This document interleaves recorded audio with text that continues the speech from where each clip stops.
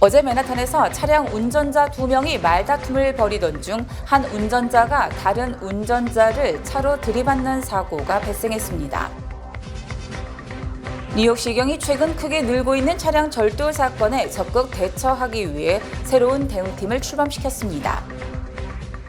미국 해변 절반 이상이 오물로 오염됐다는 연구 결과가 나왔습니다. 메트로폴리탄 교통공사가 새 교통 상황 알림 서비스를 시작했습니다. 이상은 TKC 뉴스데스크 오늘의 주요 소식입니다.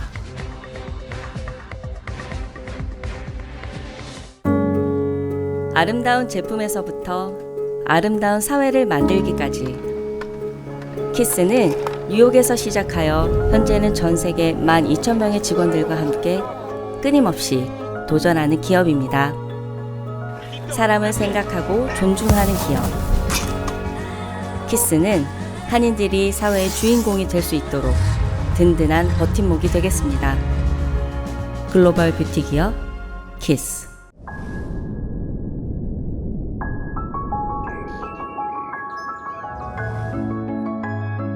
특급 호텔에 사는 것과 같은 특별한 라이프 서비스. 365일 24시간 언제나 가까운 메디컬 서비스. 운동과 휴식, 그리고 열린 소통의 공간. VL 루이스트로 당신을 초대합니다. 문의 전화 1811-9996. 시청자 여러분 안녕하십니까? 7월 13일 목요일 TKC 뉴스데스크 첫 소식입니다. 어제 맨하탄에서 차량 운전자 2명이 말다툼을 벌이던 중 한 운전자가 다른 운전자를 들이받으면서 한 명이 사망하는 사고가 발생했습니다. 뉴욕시경은 어제 오후 4시경 119 이스트 60가 인근에서 운전자 2명이 서로 말다툼을 벌이다 한 운전자가 다른 운전자를 차로 들이받는 사고가 발생했다고 밝혔습니다. 경찰에 따르면 숨진 54세 남성은 말다툼 중 자신의 차량에서 나와 26세 남성의 차로 향했습니다. 곧이어 54세 남성은 26세 남성이 몰던 회색 폭스바겐 제타 타이어에 펑크를 냈고 이에 분노한 26세 남성이 그대로 56세 남성을 차로 들이받았습니다. 56세 남성은 보도를 향해 내동댕이 쳐졌고 인근 카페에 부딪히며 유리 창문까지 모두 부서졌습니다. 경찰이 오후 5시 15분쯤 현장에 도착했을 때 54세 남성은 이미 숨진 상태였습니다. 경찰은 26세 남성을 과실치사와 폭행 혐의로 현장에서 체포했습니다. 뉴욕시경이 최근 크게 늘고 있는 차량 절도 사건에 적극 대처하기 위해 새로운 대응팀을 출범시켰습니다. 차량 절도가 재산상의 피해는 물론 직장 생활을 어렵게 하는 등 사회 안전망을 흔드는 중대 범죄로 판단되면서 뉴욕시경이 적극 대처에 나섰습니다. 뉴욕시경은 지난 11일 현재 차량 절도 사건을 담당하고 있는 차량 절도 부서에 사건별로 정밀 수사를 담당할 베테랑 형사들로 구성된 새로운 대응팀을 신설하겠다고 발표했습니다. 이번에 새롭게 만들어질 차량 절도 대응팀은 차량 절도, 조직범죄 등에 대한 수사만을 담당했던 기존 팀과 달리 개별적인 차량 절도 사건 모두 초기 대응과 수사를 담당하며 절도 차량 해체와 부속품 불법 매매 등 범죄 조직에 대한 수사, 차량 절도 범죄 수사와 예방에 대한 검찰과의 공조 업무 등을 진행하게 됩니다. 특히 새로운 차량 범죄 대응팀은 절도 사건이 가장 많이 일어나고 있는 브롱스와 북부 퀸즈 지역을 중심으로 활동할 예정입니다. 이번에 뉴욕시경이 차량범죄 대응팀을 새로 만든 것은 최근 뉴욕시 곳곳에서 티네이저와 젊은이들을 중심으로 고급차, 픽업트럭 등 현대와 기아차 등을 훔치는 사례가 크게 늘고 있기 때문입니다. 올해의 경우 7월 초까지 뉴욕시 전역에서는 총 7,624대의 차량이 도난당했는데 이는 지난해 같은 기간과 비교할 때 18%가 늘어난 것이며 이들 중 틱톡 챌린지로 큰 피해를 입고 있는 기아차와 현대차는 총 1,186대나 되는 것으로 집계됐습니다. 미국 해변의 절반 이상이 오물로 오염돼 물놀이에 위험한 수준이라는 연구 결과가 나왔습니다. 지난해 비영리 환경단체 인바이러먼트 아메리카는 전국 3,100여 곳 해변을 대상으로 조사를 진행한 결과 국내 해변 55%가 오물로 오염돼 물놀이에 부적합하다는 보고서가 나왔습니다. 해변 오염의 주된 원인은 전국의 열악한 하수 처리 시설로 개인 정화조, 농장과 하수구의 오물이 매년 7만 5천회 가량 해수로 흘러간다는 분석입니다. 이는 연방환경보호청 EPA의 해변 폐쇄 기준을 넘어서는 수치입니다. 전국에서 해변 수질이 가장 나쁜 곳은 걸프 코스트로 해변 중 84%가 비위생적인 것으로 나타났습니다. 2위는 서부 해안, 3위는 오데오 연안이 그 뒤를 이었습니다. 오염된 해변에서의 물놀이는 호흡기 질병과 눈, 귀 감염, 피부 발진을 유발할 수 있으며 미국에서는 매년 5,700만 건의 수인성 질병 사례가 보고되고 있습니다. 무분별한 도시 확장도 문제로 지적됐습니다. 단체는 빗물을 빨아들여 공해를 정화했던 숲이나 습지가 점차 줄어들고 있다고 설명했습니다. 지난 2021년 연방의회는 전국의 하수도 시스템 개선에 250억 달러를 투입하겠다고 밝힌 바 있지만 EPA는 2,710억 달러가 소요될 것으로 전망했습니다. 메트로폴리탄 교통공사가 새 교통 상황 알림 서비스를 시작했습니다.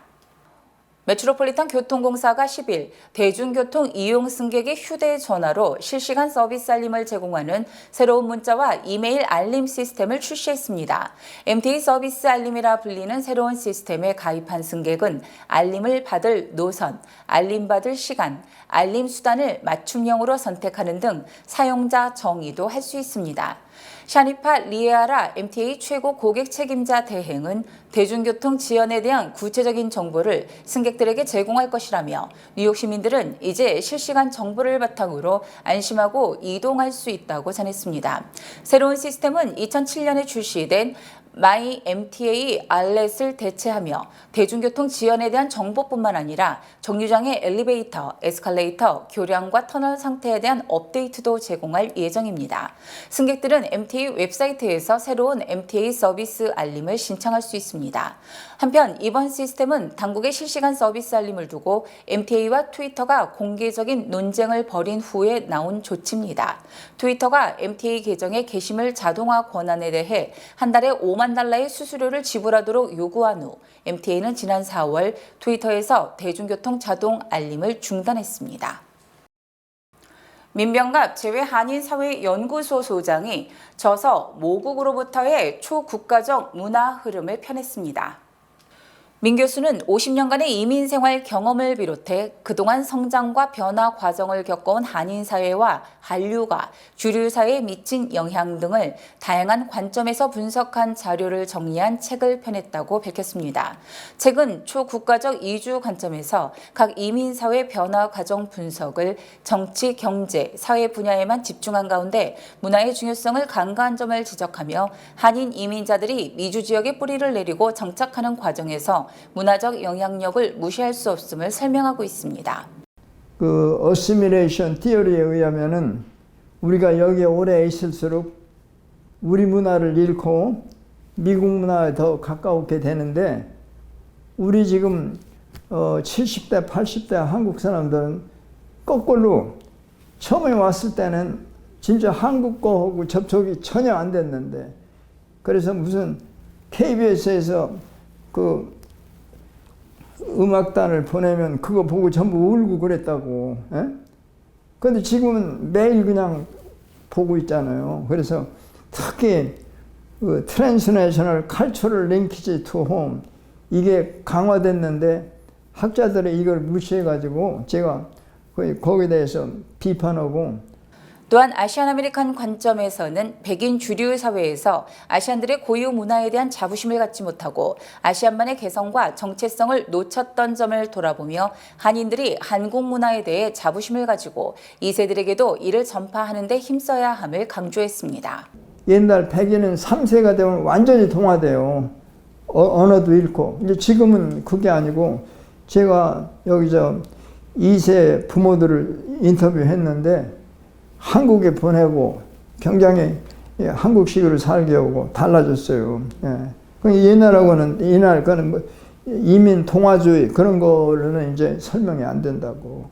민 교수는 최근 한국 정부가 미주 지역에서 한국어 보급 확대와 한국 전통 문화를 알리는 데 적극적으로 나서고 있는 가운데 한인들이 이를 전파하고 유지하는 데 노력하고 있는 점을 알리는 데 중점을 뒀다고 덧붙였습니다.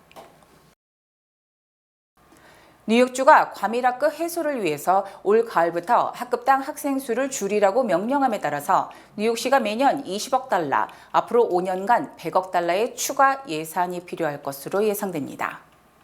뉴욕시 독립예산국은 올 가을부터 소규모 학급 제도가 시행되면 앞으로 5년간 최소한 17,700명의 교사를 추가로 고용해야 하며 이에 따라 매년 16억 달러에서 2028년에는 19억 달러의 예산이 추가 투입돼야 한다고 밝혔습니다. 이는 지난해 가을 캐시 호컬 뉴욕주 지사가 서명한 소규모 학급법에 따른 것으로 유치원부터 3학년까지는 학급당 20명, 4학년에서 8학년까지는 23명, 고등학교는 25명 이하를 유지해야 합니다. 이에 따라 뉴욕시는 2023-24학년도에는 모든 학교 중 20%가 이 법을 충족해야 하며 2027-28학년도에는 100%가 이 법을 준수하도록 학급수를 늘려야 합니다. 이에 대해 에릭 아담스 뉴욕시장은 소규모 학급법으로 앞으로 5년간 교육 예산이 100억 달러가 추가로 필요하며 이는 뉴욕시 재정을 더욱 악화시킬 것이라고 우려했습니다. 뉴욕시 저소득층 주거단지 개보수에 필요한 돈이 무려 780억 달러에 달하는 것으로 집계됐습니다. 뉴욕시 주택공사는 건설자재와 인건비 상승에 따라 저소득층 주거단지 개보수 비용이 지난 2017년 450억 달러에서 올해는 거의 2배에 달하는 780억 달러로 급증했다고 발표했습니다. 현재 뉴욕시는 저소득층 주거단지 274개소에 모두 16만 채의 아파트를 보유한 뉴욕시 최대 랜드로드로 이 주거단지 대부분이 오래되고 낡아 냉난방과 온수 등의 공급이 제대로 되지 않는 등 보수가 시급한 실정입니다. 뉴욕시 주택공사는 지난 2017년 즉각 보수가 필요한 공사비가 318억 달러에 달했으나 올해는 780억 달러에 달하는 전체 보수 비용 중 4분의 3에 달하는 600억 달러는 즉시 보수가 필요한 상황입니다. 이에 대해 에릭 아담스 뉴욕시장은 자신은 뉴욕시장 취임 첫날부터 저소득층 주거단지 거주자들이 다른 뉴요커와 똑같은 삶의 질을 누릴 자격이 있음을 인식하고 있었다면서 하지만 뉴욕시 주택공사 공영주택 예산난이 너무 심각하다고 말했습니다. 지난 8일 스쿠터를 타고 퀸즈 등에서 총기를 난사한 사건이 발생한 지 사흘 만인 지난 11일 또다시 브롱스에서 스쿠터 묻지마 총기 사건이 일어났습니다. 지난 11일 오후 브롱스 세인트 제임스 공원에 2명의 남성이 복면을 쓴 채 스쿠터를 타고 불특정 다수를 향해 5발의 총기를 난사해 3세와 6세 소년, 23세와 25세 남성 등 일가족 4명이 부상을 입었습니다. 특히 이들 2인조 남성은 스쿠터 앞좌석의 남성이 운전을 하고 뒷좌석 남성은 총기를 발사하는 등 철저히 업무를 분담해 범죄를 저질렀고 총격 뒤 193가와 크레스턴 애비뉴 남쪽 방향으로 도주했습니다. 경찰은 용의자와 피해자가 전혀 알지 못하는 사이로 알려졌기 때문에 불특정 다수를 향한 묻지마 총기 난사로 볼 수 있다고 밝히고 CCTV 등에 촬영된 용의자의 사진을 배포했습니다. 중국이 미국의 턱 밑에 도청 기지를 운영한다는 논란 속에 이번에는 러시아 해군 함정이 쿠바에 정박 중인 것으로 드러나 미국과 쿠바 관계가 냉전 시대로 회귀하고 있다는 분석이 제기됐습니다. CNN 방송은 러시아 해군 함정 페레코프가 지난 11일 쿠바 측의 대대적 환영 축포 속에 쿠바 수도 아바나의 항구에 입항, 정박 중이라고 어제 보도했습니다. 페리코프함은 4일간 쿠바에 정박하며 광범위한 활동을 수행할 예정이며 쿠바 일반 대중에게 함정 탑승 기회를 제공하는 등 함정을 공개하고 있습니다.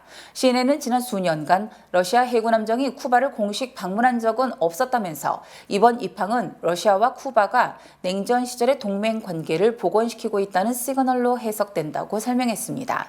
특히 러시아는 지난해 2월 우크라이나 침공 이후 국제사회로부터 강한 비판을 받아왔지만 세웠지만 쿠바에 원유를 대량 제공하면서 쿠바의 지지를 획득한 것으로 풀이됩니다. 미국은 오바마 전 대통령 시절 쿠바와 외교 관계를 복원하고 재수교했으나 트럼프 전 대통령이 이를 뒤집으면서 다시 관계가 악화됐고 최근에는 중국의 도청기지를 제공한 사실이 드러나면서 양국 간의 긴장이 고조되고 있습니다. 미국인 커플의 3분의 1 이상이 잠잘 때 침대를 따로 쓰거나 각 방에서 자는 수면 이혼 상태로 조사됐습니다. 미국 수면의학회가 전국 성인 2,005명을 대상으로 설문조사를 실시한 결과 커플의 3분의 1 이상이 파트너의 코골이나 수면 습관 때문에 수면 이혼을 선택하고 있다고 밝혔습니다. 이 조사에서 남성의 절반에 가까운 45%는 밤마다 또는 종종 다른 공간에서 잠을 잔다고 답한 반면 여성은 25%가 그 같은 상황이라고 답했습니다. 또 연령대별로는 밀레니엄 세대 43%, X세대 33%, G세대의 28%, 베이비붐 세대 22%가 코골이 때문에 각방을 사용하는 것으로 조사됐습니다. 이에 대해 수면의학회는 수면의 질이 떨어지면 기분이 나빠지고 자연스럽게 수면 장애를 일으키는 사람에 대한 분노가 폭발하는 등 두 사람의 관계에 부정적 영향을 미칠 수 있다고 설명했습니다. 또 수면 부족이 상대방과 갈등을 일으킬 가능성이 더 높아지고 공감 능력이 감소할 수 있기 때문에 수면 이혼이 의학적으로는 괜찮은 선택이라고 주장했습니다. 소비자 물가지수가 2년 만에 최소 상승폭을 기록하며 마침내 인플레이션이 큰 폭으로 둔화된 모습을 보였습니다. 연방노동부는 어제 지난달 소비자 물가지수가 지난해 같은 기간보다 3.0%, 5월보다 0.2% 각각 올랐다고 밝혔습니다. 이 같은 소비자 물가지수 상승폭은 지난 5월 4%보다 1%포인트 둔화된 것은 물론 지난 2021년 3월 이후 2년 3개월 만에 가장 적은 것입니다.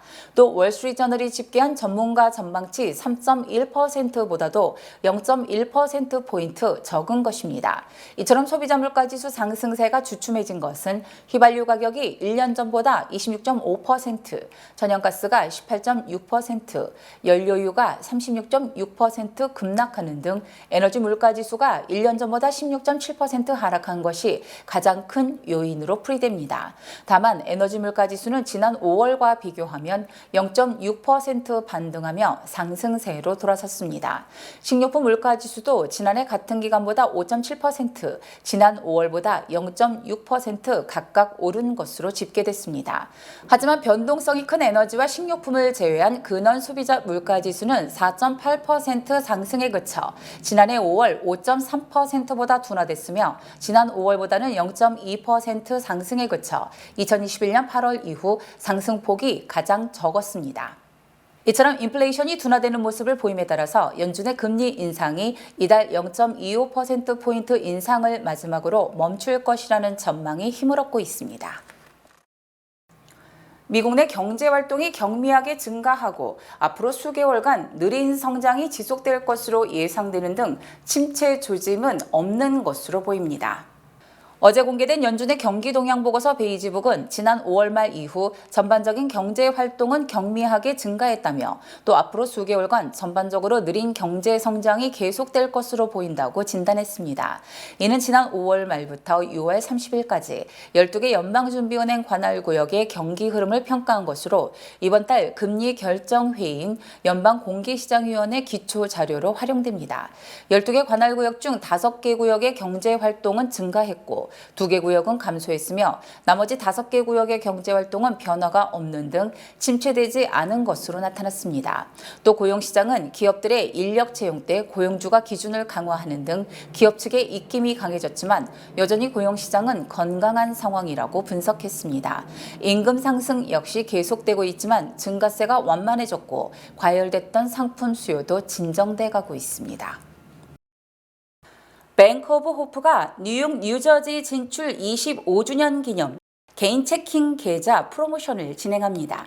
개인 체킹 계좌를 개설할 가장 좋은 기회, 지금 가까운 지점을 방문하세요. 본 프로그램은 희망을 설계하는 전문가들의 은행, 뱅크 오브 호프 후원입니다. 주요 단신 전해드립니다. 북한이 한국 시간 12일 대륙간 탄도미사일 화성 18형 시험 발사를 강행했으며 최대 고도 6,648km까지 치솟아 미국 본토 공격 능력이 있음을 입증했습니다. 일본의 후쿠시마 오염수 방류 문제가 국제사회 쟁점이 된 가운데 유럽연합이 후쿠시마산 식품 수입 규제 철폐에 합의했습니다. 중국이 미국 25개 관공서의 이메일을 해킹한 것으로 알려진 가운데 지나 러먼드 미 연방 상무장관의 이메일도 해킹당했다고 뉴욕타임즈가 보도했습니다. 기아자동차가 조지아주 공장에 2억 달러를 투입, 내년부터 대형 전기차인 EV9 SUV를 미국에서 현지 생산한다고 밝혔습니다.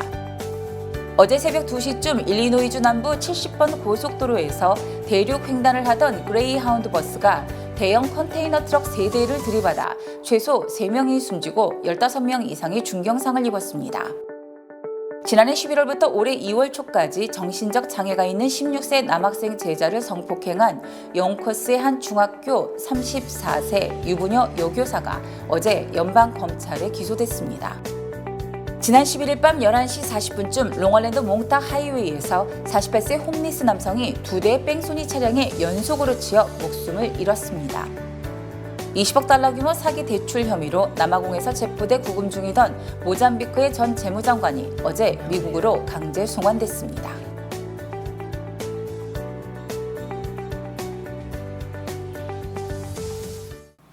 날씨 전해드립니다. 금요일인 내일은 곳에 따라 천둥 번개를 동반한 비가 내리는 곳이 있겠습니다. 내일 아침 기온은 82도, 밤 최저 기온은 75도입니다. 해 뜨는 시각은 오전 5시 36분, 해 지는 시각은 오후 8시 25분입니다.